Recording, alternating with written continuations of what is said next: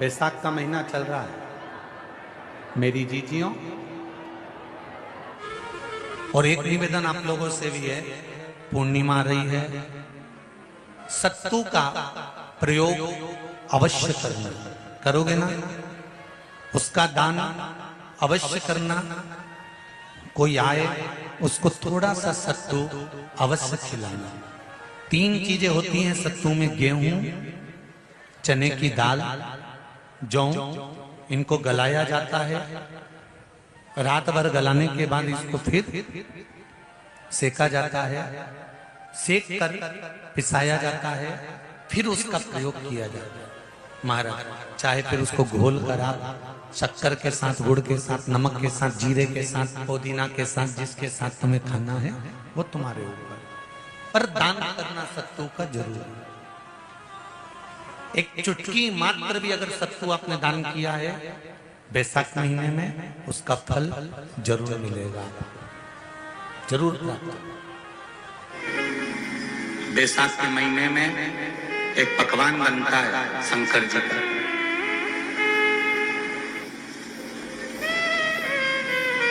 शिव जी के हाथ में त्रिशूल है, शिव जी के 3 नेत्र हैं, बेलपत्री में भी 3, बोलते जाओ, पत्ती है। बैसाख के महीने में जो शंकर भगवान को प्रसाद का भोग लगता है उसमें भी 3 ही चीज मिलती है, सत्तू।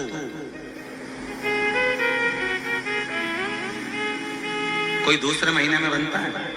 जम के तो बोलो नहीं। कब बनता है? यही बैसाख के महीने में।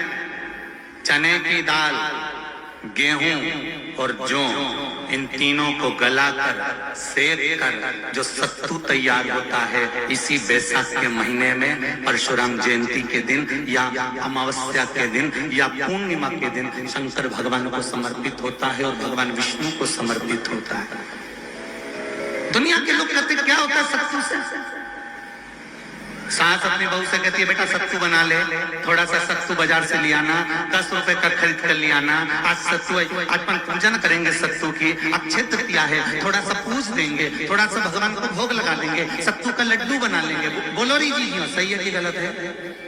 बाजार में भी सत्तू मिलता है, तो बच्चे कहते हैं, बहुएं कहती हैं कौन खाएगा, काय को ला रहे हो, सत्तू का क्या काम है? और शिव महापुराण की कथा कहती है, स्कंद पुराण की कथा कहती है, जिस समय पर बैसाख के महीने की सुंदर अमावस्या का दिन था, उस दिन माता पार्वती शंकर भगवान के लिए जब पकवान बनाने के लिए बैठी, कुछ नहीं मिला, तब माता पार्वती ने 3 अनाज को लिया, एक चना, दूसरा गेहूं और तीसरा जो, इन तीनों को भींग रहे थे उसको लेकर आए गंगा जी में से, उसको सेक कर माता ने अंगीठी पर और उसका जो सत्तू बनाकर शिव को दिया। शंकर भगवान ने कह दिया, सुन पार्वती, ये सत्तू नहीं, ये मेरी औषधि है।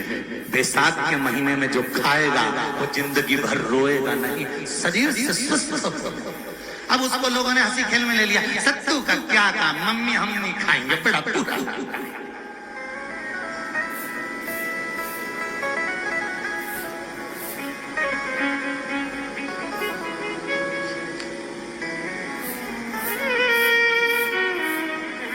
शिव जी का एक एक चीज,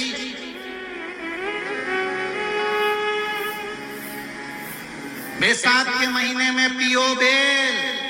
बेल मतलब समझ गए? बेल का रस। बैसाख के महीने में पियो बेल और शरीर को रखो ऑलिव बेल।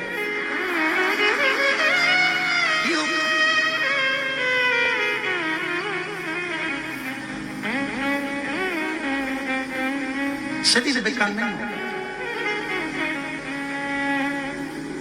शरीर बेकार नहीं हो सकता। अब शिव आराधना तो करो। हाँ, जिंदगी की मोड़ पर शंकर परीक्षा बहुत लेते हैं, बहुत परीक्षा। और बहुत ध्यान देना साहब, शिव महापुराण की कथा कहती है, पूर्णिमा का जो व्रत है भगवान विष्णु का भी है तो शिव का भी है, दोनों से करते।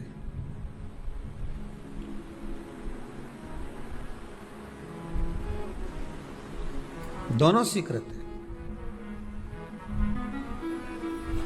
जिसका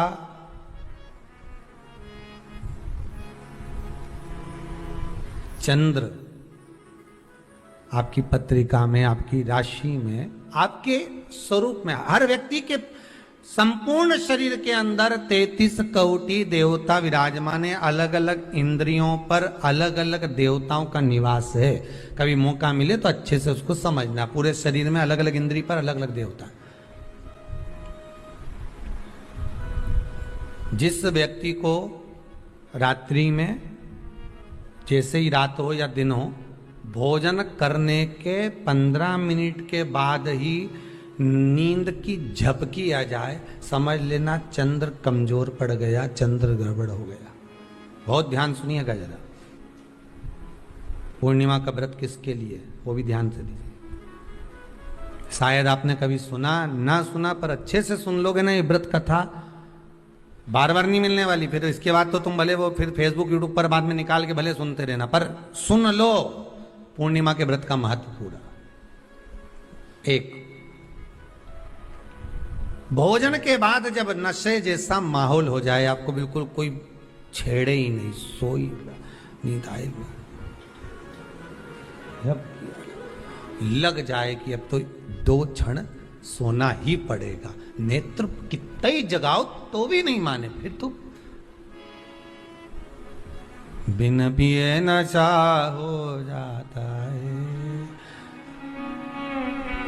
जो बोले भोले गाता। तो ये जब ये चंद्र अपना प्रभाव दिखाता है तो भोजन के बाद आपको डुबा देता है। ठीक है,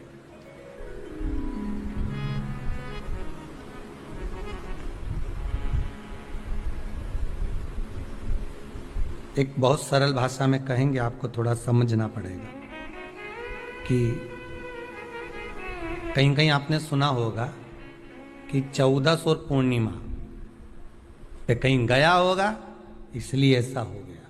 बोले सुना है कि नहीं सुना? 14 पूर्णिमा पे कहीं गया होगा या 14 पूर्णिमा पे कहीं गई होगी तो ऐसा हो गया।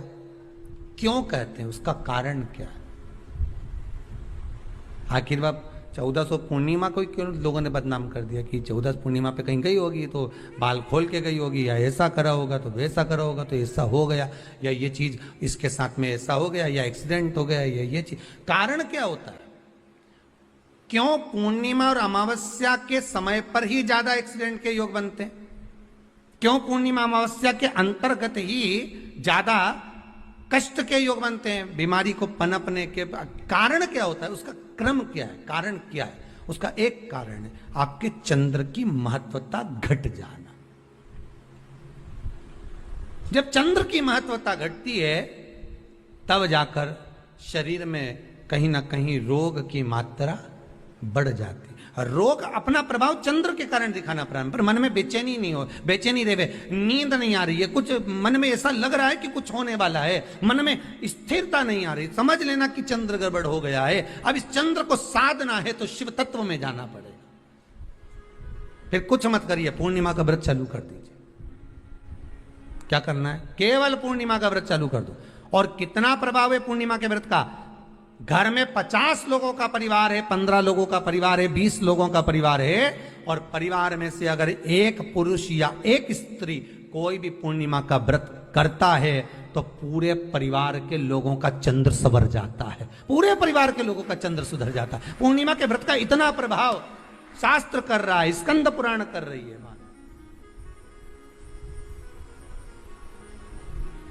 पर व्रत कब से लेना है पूर्णिमा का? चैत्र की पूर्णिमा से, ठीक है? नहीं तो तुमने सोचा इतना महत्व सुना है पूर्णिमा के व्रत का तो मैं तो आज से ही नहीं खाऊं कछू, आज से ले लो। तो ये हर कोई सब तुम्हारा मर्जी पड़े, तुम तो आधी रात को उठ के भोजन करने लगो तो ये कहीं वर्णन नहीं। तुम तो आधी रात के नहा लो तो ये कोई महत्व? तो हर चीज का एक समय होता है कि इतनी बजे उठना, इतनी बजे मंजन करना, ऐसा करना, भोजन करना, ये समय पर फलाहार करना, ये समय पर ये, तो ये सब चीज का एक समय होता है, हर चीज का एक समय। अब कथा तुम दिन में सुन लो, शाम के सुन लो, अब आधी रात को तुमको कोई उठा के 1 बजे रात के उठ, भैरू उठ जा, कथा सुन ले, तो भैरू उठेगा? और आधी रात को भेरू उड़ भी गया ना तो तुम्हें भेर भी बना देगा। हर चीज का एक समय होता है कि आपको ये समय पर आपको ये ग्रहण करना, आपको इस समय पर भगवत स्मरण करना, आपको इस समय पर नाम जाप करना, आपको इस समय पर भगवान की भक्ति को धारण करना। परिवार में अगर किसी ने एक पूर्णिमा का व्रत कर रखा है, एक व्यक्ति ने भी करा है, तो 50 की ग्रह दशा जब उसके स्पर्श में आती है, पूर्णिमा का जो व्रत होता है ना, स्पर्श का सुख दे जाता है। बहुत बहुत ध्यान दीजिएगा। जैसे आपने किसी ने पानी मांगा, आपका पूर्णिमा का व्रत है, और भले आप उठ के पानी लेने नहीं गए क्योंकि आपका व्रत है, क्योंकि जिसका व्रत होता है बेचारी वो तो ज्यादा कुछ करती नहीं पाती, पर किसी ने आपको पानी लाकर तो दिया ना। अब पानी लाकर जिस व्यक्ति ने दिया उसका स्पर्श तो हुआ ना। ये अभी गई थी ना दूसरी लहर कोरोना महामारी, इसको देख लो, इसको टच किया, इससे टच होकर उस पर गया, उससे टच होकर उस पर गया, तो ये कोरोना महामारी। अब जब ये कोरोना महामारी टच करने से फैल सकती है, तो व्रत का पुण्य टच करने से क्यों नहीं बढ़ सकता?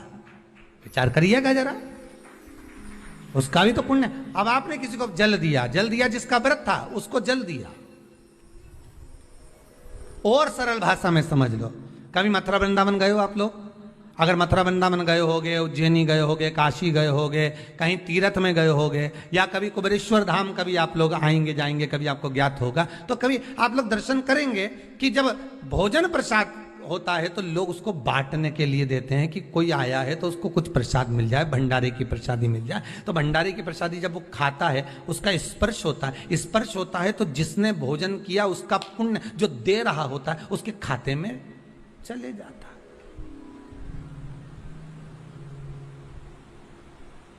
उसके खाते में गया वो। पूर्णिमा के व्रत का नियम है, घर में एक सदस्य भी कर रहा है, किसी ने उसको भोजन बनाकर थाली में कुछ प्रसाद फलाहार सामग्री दी, उसका स्पर्श बड़ी बहू को हुआ, बड़ी बहू रसोई घर में गई, उसने बाकी की चीजों को छू लिया, उसको देवरानी ने छू लिया, देवरानी ने कोई बर्तन छुआ, उससे तीसरी देवरानी ने देखा, उसने कोई चीज छू ली, तो वो छूते छूते छूते छूते वो पूर्णिमा का प्रभाव पूरे घर के लोगों को हो जाता है, और उनका चंद्र इतना प्रबल हो जाता है कि अपने आप उनकी बेचैनी, उनकी आलसता समाप्त हो जाती है। नहीं तो एक व्यक्ति के कारण पूरे चंद्र दशा खराब। एक दुखी तो सब दुखी, एक सुखी तो सब सुखी। वो देख ले कि हाँ इसको सुख मिल गया है, अब ठीक है।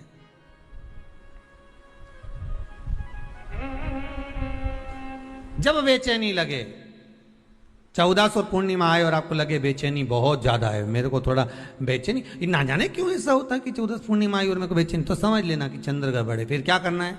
एक व्रत घर का कोई भी सदस्य पूर्णिमा का प्रारंभ कर दे। ज्यादा नहीं करो तो थोड़ी करो, पर करो व्रत।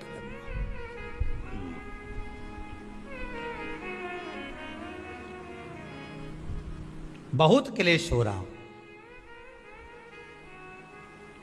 बहुत क्लेश हो रहा हो, तो पूर्णिमा के दिन खीर का भोजन प्रत्येक महीने में एक बार ऐसा नियम बना लो, अपने दीवार पे लिख लो कि पूर्णिमा है और पूर्णिमा के दिन घर में खीर बनना ही है। केवल शरद पूर्णिमा अकेली पे नहीं हो, तुम एक पूर्णिमा पे तो बनाते हो खीर, शरद पूर्णिमा के दिन तो खूब जोरदार बना बुनो के ना डोलची के छत पे धर दो, उठा के भगवान ही दर्द कहीं कहीं तो छत पे बनाए। तो बच्चे पूछ ले मम्मी ये छत पे क्यों रखी है, तो क्या अमृत गिरेगा?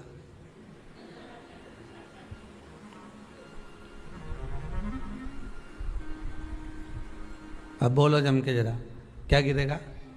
अमृत गिरेगा।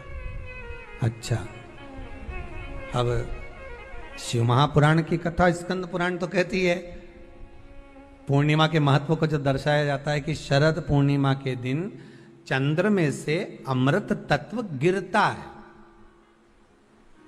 गिरता है। पर कब गिरता है? अरे जम के तो बोलो, जब उस खीर का ढक्कन हटा हुआ, केवल खीर का नहीं अपना भी ढक्कन हटा हो, तभी तो अमृत गिरेगा। अब दिमाग में तो ढक्कन बंद है, खीर रख दी छत पे, भगवान मन में सोच रहे कि देवताओं को अमृत कब मिला था? जब उन्होंने मेरा नाम पुकारा था। केवल खीर बना के नहीं धरी थी कि छत पे खीर धर दो और अमृत आ जाएगा। नहीं नहीं, खीर के पास बैठकर थोड़ी देर बैठकर हरे राम कहो सीताराम कहो, सीताराम कहो राजा राम का कुछ भजन तो गाओ। अब तुमने तो नीचे से बना के छोरा के दे दी, धर जा ऊपर छत पे, और छत पे ले जाके खीर धर दी और खीर रखी तो मम्मी ने क्या केवल ढक्कन लगा के रखना, बिल्ली खा जाएगी। तो उसमें ढक्कन केवल खीर में नहीं लगाया, अपनी बुद्धि में भी लगा लिया। अरे स्कंद पुराण की कथा कहती है जब पूर्णिमा के दिन तुम खीर बना रहे हो, अगर शरद पूर्णिमा के दिन खीर बना रहे हो तो प्रयास करना कि थोड़ी देर बैठकर राम नाम, कृष्ण नाम, शिव नाम, भगवान की भक्ति का 2-5 भजन तो हो जाए। अब दिमाग में लगा ढक्कन, खीर में भी लगा दो ढक्कन, अमृत कहां से झड़ेगा? भगवान भी सोचे ना राम नाम लीनो तूने भरी जवानी में, तो डूब के मर जा रे चुल्लू भर पानी में। अब भगवत भजन करे नहीं और क्या कि अमृत झड़ेगा? भगवान के कहीं नहीं झड़े, फालतू की बात। राम नाम बोलती तो अमृत झड़ता, कृष्ण नाम बोलती तो अमृत झड़ता, भगवान का भजन करती तो अमृत झड़ता। इसलिए शरद पूर्णिमा पे मंदिरों में जो खीर बनती है ना, तुम्हारे घर की खीर और मंदिर की खीर के मिला के देखना जरा, दोनों में स्वाद किस में आए जरा मिला के देखना। मंदिर की खीर में स्वाद आ जाए, क्यों? वहां भाइयों बैठ के खूब भजन गाए, तावा का हंडा में ता तो दरो पानी नीनाए भोला नवा के रंग। अब दिन रात के जो भजन गाने पिली ने 9 बजे से लेकर 12 बजे रात तक खूब गाया, वो भजन का जो अमृत था वो खीर में मिल गया, खीर में मिला तो स्वाद आ गया। अब तुम तो गाई ही नहीं तो डब्बा में कहीं खाक स्वाद है।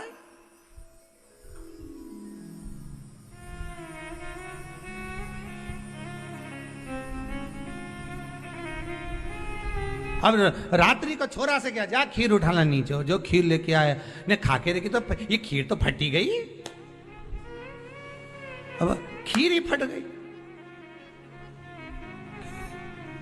छोरा से 2 धर के दिया, करे तो ढाक के नहीं आया था? नहीं ढाक के आया। तो इसमें तो मैंने वो चिरौंजी डाली थी, दाग चिरौंजी, पर ये बिजली का कीड़ा होने का और डाली थी दाग चिरौंजी, आ गए हम। उस समय पे बिजली का कीड़ा बहुत चले, शरद पूर्णिमा के टाइम पे काला वाला, और एक ही आ जाए नहीं तो पूरा इलायची का स्वाद दे जाए। अब डाली थी दाग चिरौंजी, आ गया वह कीड़ा भी। रण की कथा कहती है, महाराज पूर्णिमा का जो चंद्र है वो विशाल का है, और उस चंद्र की पूर्णता में हमारी अभिलाषाएं भी पूर्ण हो। आप आस्था चैनल के माध्यम से जितने लोग कथा सुन रहे हैं, फेसबुक यूट्यूब पर जितने कथा सुन रहे हैं, और कुबेरेश्वर धाम में जितने कथा सुन रहे हैं, आप में से कितने लोग हैं जो पूर्णिमा का व्रत करते हैं? जो माताएं करती हो जरा हाथ उठाइए। पूर्णिमा का व्रत जो करती हो, करते हो ना आप लोग? रखिए हाथ। अब पूर्णिमा के व्रत में आपने कई बार किताब पढ़ी होगी पूर्णिमा की, या आपने व्रत किया होगा, या पूर्णिमा का व्रत आप धारण करे होगे, तो उसमें पूजन कौन से भगवान की होती है? पूर्णिमा के व्रत में किस भगवान की पूजन होती है? तो कहा पूर्णिमा के व्रत में केले के खंभ लगाकर पूर्णिमा का जो अध्यापन होता है, पूर्णिमा की जो पूजन होती है, उस पूजन में शंकर और पार्वती की पूजन की जाती है, शिव और नारायण की पूजन करी जाती है, शंकर और पार्वती का स्मरण किया जाता है। किसकी पूजन होती है? शिव पार्वती। क्यों शंकर और पार्वती का पूजन क्यों करा जाता है पूर्णिमा के व्रत में? क्योंकि शिव और माता पार्वती ही केवल एक ऐसे हैं जिन्होंने अपूर्ण लक्ष्मी को भी पूर्ण बना दिया था। अपूर्ण लक्ष्मी को भी पूर्ण बना दिया था। किसको पूर्ण बनाया है?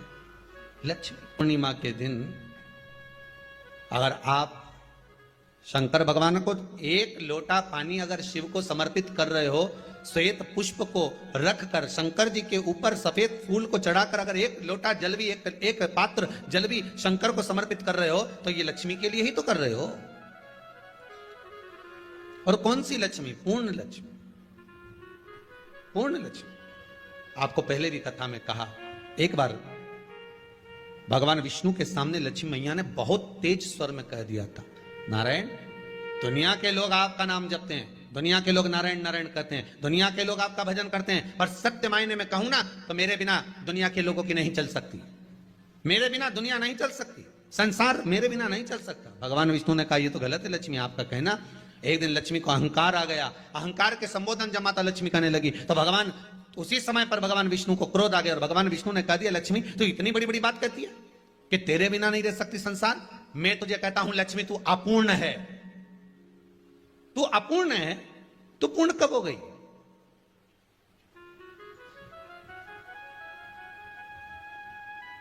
तेरी पूर्णता कहां हो गई? लक्ष्मी की आंख से आंसू बहने लगे। आज आपने मुझे अपूर्ण कहा है, आपको मालूम है आप मुझे अपूर्ण कह रहे हो? आपको ये ज्ञात हो रहा है आप मुझे अपूर्ण कह रहे हो? भगवान कहते हैं, हाँ लक्ष्मी मैंने तुझे अपूर्ण कहा है। अपूर्णता का मतलब आप जानते हो ना? भगवान कहते हैं, लक्ष्मी मैं सब जानता हूं। लक्ष्मी रोती हुई माता सरस्वती के पास पहुंच गई। सरस्वती ने पूछा, क्या बात है लक्ष्मी, क्यों रो रही हो? लक्ष्मी जी ने कहा, क्या बताऊं सखी, मेरे पति ने आज मुझे अपूर्ण कह दिया है। तो क्यों रो रही है तू? अपूर्ण अगर कह दिया, पति ने ही तो कहा है ना, तो क्यों रोना? चल मेरे साथ में। और सरस्वती मैया माता लक्ष्मी को लेकर सीधे पहुंच गई माता पार्वती के यहां।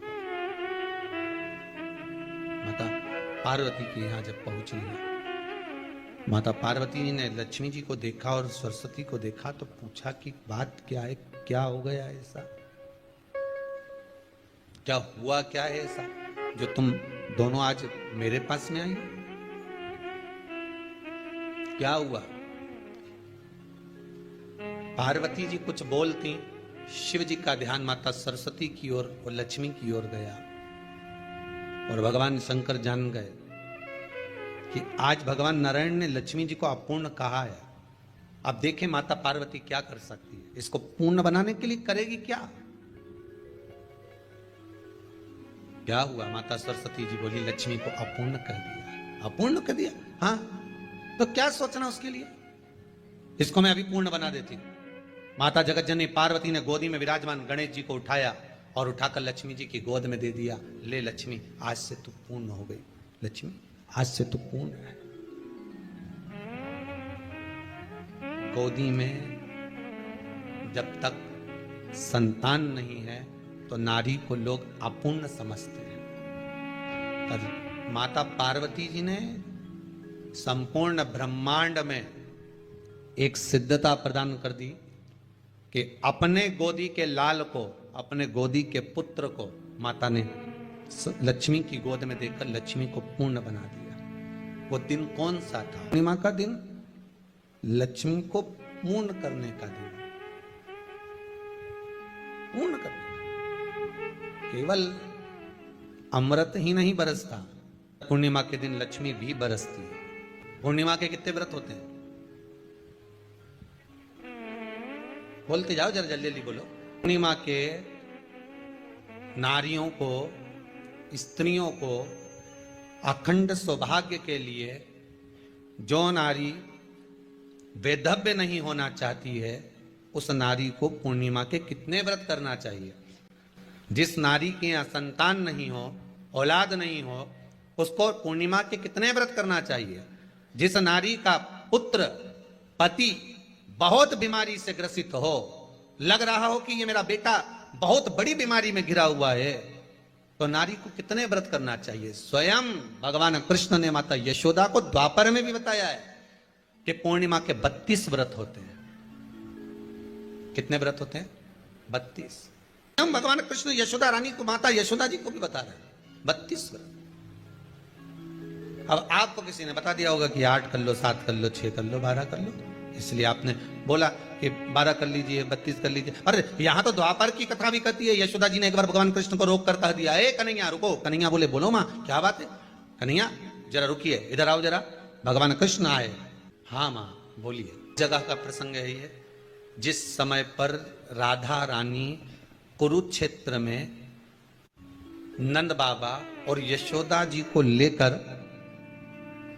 कुरुक्षेत्र के कुंड में, ब्रह्म सरोवर में स्नान कराने के लिए लेकर जाती है ग्रहण का समय पर। और जब भगवान कृष्ण उस कुरुक्षेत्र के उस सरोवर में स्नान करने आते हैं, तब यशोदा जी ने अपने लाला से प्रश्न किया है, पूछा है कि नारी वेधव्य होकर ना मरे, उसका पति कोई रोग से ग्रसित ना हो, उसका पुत्र किसी रोग में ना पड़े। कितना सुंदर संवाद लिखा है। अगर किसी माता का पुत्र मान लो किसी नशे में डूबा हुआ है, कोई नशा कर रहा है और गलत नशा है, आपको लग रहा है कि ये नशे में डूबा हुआ है, आपको लग रहा है कि ये गलत जगह पर डूब गया है, आपको लग रहा है कि मदिरापान में, मांसाहार में या अधिक अधिक गांजा आदि का जो भी नशे होते हैं, जितने भी नशे, उसमें डूब चुका है। और माँ उसको समझा रही है, तू नशे में मत डूब, तू इस काम को मत कर, तू ये गलत कर्म मत कर। माँ उसको समझा कर हार गई। तो मेरा माताओं से निवेदन है, आप उसको समझाना बंद कर दो, एक काम करना प्रारंभ कर दीजिए। हमें जो शिव महापुराण के माध्यम से शास्त्र कह रहा है कि आप 32 पूर्णिमा के व्रत प्रारंभ कर दो। उसमें करना क्या है आपको, केवल जिस दिन व्रत रहे रात्रि के समय पर कोई भी मीठा कुछ भी सामग्री आप चंद्र की रोशनी में, चंद्र को अर्घ देने के बाद, पूजन करने के बाद उसको रखो, और वही सामग्री जो नशा कर रहा है उसको पूर्णिमा के दूसरे दिन उसको खिलाओ। आप धीरे धीरे खिलाना चालू करेंगे, जिस नशे में वो डूबा हुआ उस नशे से वो छूटना प्रारंभ हो जाएगा। 2 पूर्णिमा व्रत करके तो देखो, तीसरे में तुम्हें जरूरत ही नहीं, धीरे धीरे आप वो छूटना प्रारंभ हो जाएगा। स्वयं भगवान कर रहे हैं, यशोदा मैया ने कन्हैया को रोक लिया कुरुक्षेत्र के उस मैदान में, और भगवान कृष्ण का दर्शन माता यशोदा जी करी। बहुत बहुत दिनों के बाद माँ को, आज माता यशोदा को लाला का दर्शन हुआ, बहुत समय के बाद, जाने के बाद बहुत समय। कृष्ण से माता यशोदा जी ने पूछा, कन्हैया लो, किसी नारी का पुत्र या पति रोग से ग्रसित हो,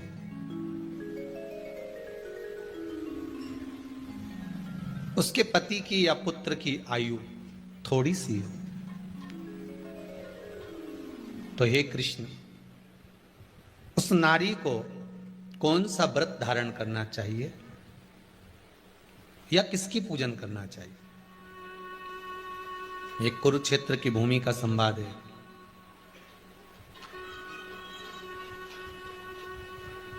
भगवान कह रहे हैं, मां, अगर नारी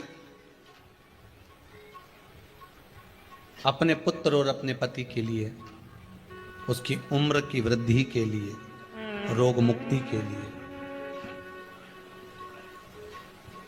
विश्व के ताप को कम करने वाले चंद्रदेव की आराधना, पूर्णिमा के व्रत को धारण करती है, तो नारी उस व्रत के प्रभाव से अपने पुत्र और पति की बीमारी को, रोग को हर लेती है।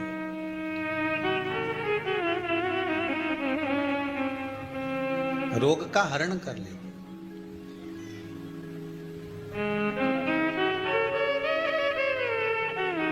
महाराज,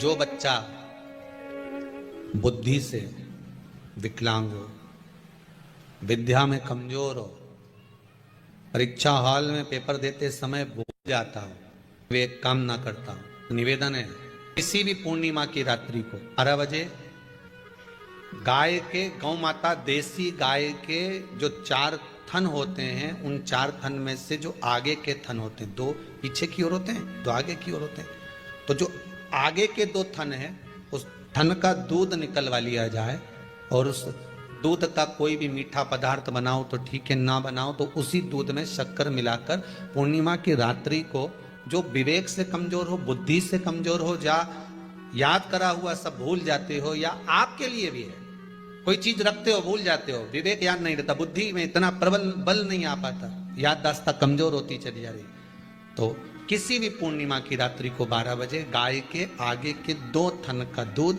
उसमें कोई पदार्थ, शक्कर, गुड़ कुछ भी मिलाकर भगवान के चंद्रदेव की साक्षी में उसको पिला दिया जाए। महाराज, बार बार पिलाने की जरूरत ही नहीं पड़ेगी, एक ही बार में काम कर जाएगा और विवेक पूर्ण तरह से कार्य कर लेगा। इसी गाय के आगे के 2 थन का दूध बड़ा प्रबल होता है। पूर्णिमा की रात्रि को 12 बजे उसका प्रयोग किया जाए। दूध को निकाल लो शाम के समय, रात्रि के समय ग्वाले से कहकर, जिसके यहाँ पर देसी गाय हो वहां निकलवा कर उसको रखा जाए, उसका पान करा जाए। रोग बीमारी में प्रबल था। तो मां यशोदा जी जग कल्याण के लिए पूछ रही है। जब देवता 33 कोटि देवता उस चंद्र के इंतजार में रहते हैं कि ये चंद्र प्रबल होगा, तब जाकर ये चंद्र यहां पहुंचेगा, तब जाकर हम मंथन करेंगे, तब जाकर वो अमृत मिलेगा, और उस अमृत को देवता धारण करेंगे तो वो आनंद पा जाएंगे। हम क्यों एक एक पूर्णिमा छोड़े? एक एक पूर्णिमा के महत्व को जानिए। कोई पूर्णिमा साधारण नहीं है, कोई प्रदोष साधारण नहीं है, कोई शिवरात्रि साधारण नहीं है। 12 महीने शिवरात्रि पड़ती है, 12 महीने में प्रदोष पड़ते हैं। का महत्व ही नहीं जान पाते। कौन से प्रदोष पर क्या करना है, कौन सी पूर्णिमा को क्या धारण करना है, कौन सी शिवरात्रि पर। कई लोगों को तो यहां तक नहीं मालूम था कि भाई श्रावण के महीने में भी शिवरात्रि आती है। वो तो बस लोगों के कि शिवरात्रि का पूजन हुआ, तो उसका स्मरण क्यों छोड़े हम? अगर ये वेद और शास्त्र ब्राह्मणों को दिए गए हैं, ये वेद और शास्त्र विद्वज्जन को दिए गए हैं, तो इसका स्मरण होना चाहिए कि हम निकालकर जनमानस तक ये चीज पहुंचाएं कि हमें इस दिन ये पूजन करना है। उसका स्मरण होना चाहिए। भगवान कृष्ण से यशोदा जी ने पूछा तो भगवान कृष्ण ने कहा, मां, पूर्णिमा का व्रत अगर नारी 32 पूर्णिमा धारण कर लेती है तो वो नारी बेधव्य होकर नहीं जाती। पर आप लोग व्रत जो करते हो ना, जो भी व्रत आप लोग उठाते हो, सोमवार का व्रत जैसे किसी माता जी ने उठा लिया और वो उठाने के बाद, हम तो शादी नहीं हुई थी ना जब भी सोमवार व्रत करते थे, अब शादी हो गई अभी भी हम सोमवार का व्रत कर रहे हैं, करे जा रहे हैं, और उसका कोई उद्यापन नहीं करा, कोई संकल्प नहीं लिया गया कि मैं 5 करूंगी कि 16 करूंगी कि 25 करूंगी कि 31 करूंगी कि 21 करूंगी। इसलिए पूर्णिमा व्रत का विधान में कहा गया कि 32 पूर्णिमा का पहला संकल्प होना चाहिए। उसके बाद आपकी 32 पूरी हो जाए, फिर आप दूसरे और व्रत कर लो, फिर 32 कर लो, फिर 32 कर लो, पर उसमें पूर्णता का भाव। अभी तक किसी के सोमवार और गुरुवार और शुक्रवार के व्रत ही पूर्ण नहीं हुआ, अभी तक चल रहा है, अभी तक चल रहा है। हम तो सोमवार का व्रत करते हैं, हम तो शनिवार करते हैं। अब शनिवार करते करते 4 साल हो गए, 6 साल हो गए, 5 साल हो गए। भगवान को तो थोड़ा बहुत खिला पिला के उनको एक बार तो विश्राम दे। भगवान के मन में सोच रहे अब तो निपटेगी तभी छोड़े। वीडियो को लाइक सब्सक्राइब जरूर करें। धन्यवाद। कोई भी व्रत आप करो, उस व्रत का एक संकल्प, एक नियम कि मैं इतने व्रत करूंगी, ये मेरा नियम। जैसे नवरात्रि के 9 दिन मैंने करे, व्रत धारण करे, 10वें दिन उसको छोड़ दिया। अब तुम तो सोच कर बैठी कि ये मैं 9 दिन धारण कर लूंगी न, एक दिन बाद एकादशी पड़ रही है तो 10वें के दिन कौन छोड़े, दशहरे का भी व्रत ये भी कर लूं, 11 भी पूरी कर लूं, उसके बाद प्रदोष भी कर लूं, और प्रदोष के बाद में मैं फिर जो द्वादशी पड़ी 12 पड़ी वो कर कुरा के इसके बाद ही छोड़ूंगी। थोड़ा सा जिस व्रत को उठाया गया, जिस व्रत का नियम लिया गया है, उस व्रत का प्रदान कर फिर उसको थोड़ा सा भाग प्रदान कर हमने ये व्रत पूर्ण कर लिए। भगवान, हमारा ये व्रत आपकी कृपा से, हे विश्वनाथ, हे शंभु, हे त्रिकालदर्शी, हे कैलाशी, मेरी 26 एकादशी आज पूर्ण आपकी कृपा से हुई है, इसलिए मैं उद्यापन कर रही हूं, आपकी कृपा से कर रही हूं। उसके बाद फिर उठाऊंगी, फिर कर लूंगी, पर आज मैंने पूर्णता का भाव लिया। उद्यापन नहीं करो तो किसी विद्वान ब्राह्मण को घर में बुलाकर अभिषेक पूजन करा लो, उसको भोजन करा दो, दक्षिणा आदि प्रदान कर उसको विदा कर दो, उसमें भी सुख का भाव। इतनी पूर्णिमा जम के बोल दो, 32 पूर्णिमा। कौन कर रहे हैं? भगवान कृष्ण। किसको कर रहे हैं? माता यशोदा को। किसने ये व्रत धारण किया? तुम्हें कुछ मालूम है किसका होता है ये व्रत? भगवान कृष्ण ने कहा ये शंकर और पार्वती का व्रत है। किसका व्रत है? शिव और पार्वती का। पूर्णिमा का व्रत शंकर और पार्वती का व्रत है। तो कोई कहे कि ये तो भगवान कृष्ण का व्रत है, तो ये तो कृष्ण भगवान तो द्वापर में आए हैं, पर पूर्णिमा का व्रत तो स्वयं माता पार्वती जी ने भी धारण करा है। जिस समय पर कार्तिकेय महाराज को गंगा मैया प्रकट कर रही थी और तारकासुर का जब संहार करना था, तब माता पार्वती ने शंकर जी से पूछा था कि तारकासुर को मारने के लिए आपके पुत्र की जरूरत है, आपका पुत्र प्रकट कैसे होगा, क्योंकि आप तब साधना में लगे रहते हो। भगवान कहते हैं चिंता मत कर, तू एक काम कर, पूर्णिमा व्रत को धारण कर। मां पार्वती भी जिस व्रत को धारण करी है, तो कोई ये द्वापर का व्रत है क्या? यहां तो शास्त्र कह रहा है कि कोई भी अगर आप प्रसंग धारण कर रहे हो, कोई भी आप नियम धारण कर रहे हो, कोई भी आप व्रत धारण कर रहे हो, या आप किसी भी तरह का पुण्य भाग धारण कर रहे हो, तो उसमें जड़ की मूलता होना चाहिए। जड़ कहां? केवल पूर्णिमा का व्रत कोई केवल द्वापर का नहीं है, केवल त्रेता का नहीं, ये तो सतयुग के भी आगे का निकल चल, ना जाने कितने सतयुग, कितने त्रेता, कितने द्वापर हुए, तब से चला। इन नैनों में नंबर बढ़ते चले जा रहे हो, चश्मा उतर नहीं रहा हो, दूर का नहीं दिखे, कहीं किसी को पास का नहीं दिखे, रहते हैं। उसके लिए तुलसी की जो डंडी होती है, तुलसी जैसे बेलपत्र की जो ये डंडी है, ऐसे ही तुलसी का जो पत्ता होता है, उस पत्ते की जो डंडी होती है, उस डंडी को चंद्रमा को देखा जाता है। उस डंडी की जो कोर होती है, उस कोर को दृष्टि से मिलाया जाता है। माँ की रात्रि ठीक 12 बजे आप चंद्रमा की, जैसे चंद्रमा का भाग, उस चंद्रमा के भाग को आप उस डंडी के भाग से निहारने का प्रयास करें। मारा घर में आई है, घी का दिया लगाई है, उस घी के दीप को लगाने के बाद पूर्णिमा के दिन उस पर एक प्लेट थोड़ी तिरछी करके रख दो, जिससे उसकी कालोच, काय की, उस दीप की, घी के दीप की कालोच उस प्लेट पर आ जाए। थोड़ी सी कालोच ले लीजिए, 5-10 मिनट में आ जाएगी। उसको गाय के घी में मिलाकर आंखों में सुरमा लगाकर रात्रि को सो जाइए। 3 दिन बाद आप महसूस करेंगे कि नेत्र की ज्योति बढ़ना प्रारंभ हो रही है। अब इस प्रयोग को करने में कोई धन लगा तुम्हारा? अरे बोलो तो सही। कोई दौलत लगी तुम्हारी, कोई संपदा, या फिर तुमने सियोर वाला महाराज के लाके खूब बटोर के दे दिया, कुछ लगा? नहीं। तुम करोगे, लाभ तुम्हें मिलेगा। ये जितनी पूर्णिमा के व्रत हैं, जितने 12 महीने जो पूर्णिमा पड़ती है, पूनम पड़ती है, ये भले दुनिया के लोग कहते हैं कि ये भगवान राधा और कृष्ण से संबंध, हम और कृष्ण से संबंध रखते हैं, पर इनका यदि सही संबंध समझा जाए, इनके सही संबंध का यदि स्मरण करा जाए, इनके सही संबंधों का यदि वर्णन किया जाए, तो शिव और चंद्रमा के जो मिलन का केंद्र बिंदु है वही पूर्णिमा है। केवल एक पूर्णिमा वहीं तक नहीं रही कि भगवान कृष्ण और राधा जी ने रास किया, केवल वहीं तक उसकी सीमितता नहीं है। बात ध्यान रखिएगा, यदि काया का रोग हो गया, मान लो शरीर कहीं से सफेद पड़ रहा है, कहीं से काला पड़ रहा है, शरीर में से खाल की फुकड़ी निकलना प्रारंभ हो गई हो, शरीर में काले काले चट्टे पड़ना चालू हो गए हों, या कोई विशेष रोग हो गया, कोई विशेष में रोग है, बीमारी है, काया बेकार हो रही है, तो सीधी सीधी बात शिव महापुराण की कथा कहती है, सुंदर आनंद में श्रवण कर कर आप अपने जीवन को, ये पूर्णिमा शिव महापुराण की कथा कहती आ रही है।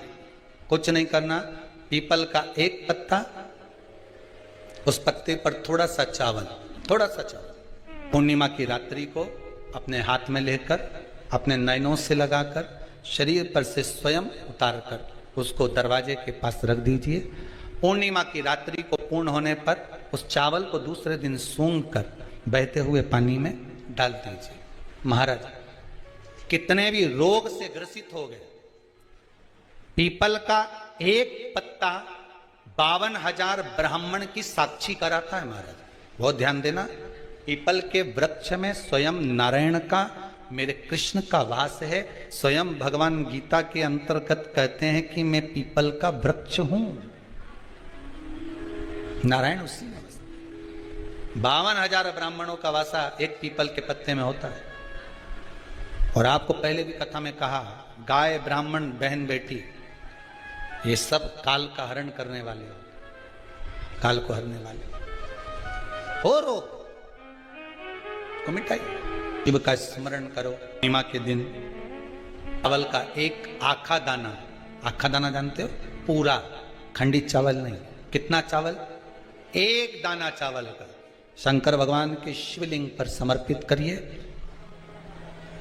एक बेलपत्र जिसका डंडी का मुख अपनी ओर हो, जहां से चावल चढ़ाया है, उस चावल के ऊपर अपनी कामना कर कर रख दीजिए और चंद्रमौली भगवान का स्मरण करिए। कौन से भगवान? शंकर भगवान का सर्वश्रेष्ठ सुंदर नाम है चंद्रमौली। चंद्रमौली भगवान का स्मरण करिए, अपनी कामना कर कर बेलपत्र समर्पित कर कर शिव जी पर एक लोटा पानी, एक जल पात्र समर्पित करो, कलश से जल चढ़ा दीजिए, नैनों में वो जल लगाकर अपनी कामना कर कर वापिस घर को आइए। आएगी जो कामना करी है मेरा चंद्रमौली भोलेनाथ उसे पूर्ण कर ही देगा। शिव उपासना के लिए जितनी 12 महीने में पूर्णिमा पड़ती है, एक एक पूर्णिमा का व्याख्यान वर्णन करेंगे। आज तो कथा का महत्तम दिवस है, पहला दिवस है, तो हम उसको महत्व समझें कि पूर्णिमा का महत्व क्या है, हम उसका महत्व समझें कि शंकर और चंद्र का रिश्ता क्या है, संबंध क्या है। भगवान ने जितनी पूर्णिमा बनाई है, जितने नक्षत्र बनाए, जितनी घड़ी बनाई, जितना पल बनाया, जितना समय बनाया, ये शंकर भगवान ने जो बनाया ये गलत नहीं बनाया, श्रेष्ठता के लिए बनाया, जग के उद्धार के लिए, संसार के उद्धार के लिए बनाया। अब उसका प्रयोग आप करें ना करें ये आपके ऊपर है, आप उसका प्रयोग कर रहे हैं ना कर रहे हैं ये आपके ऊपर।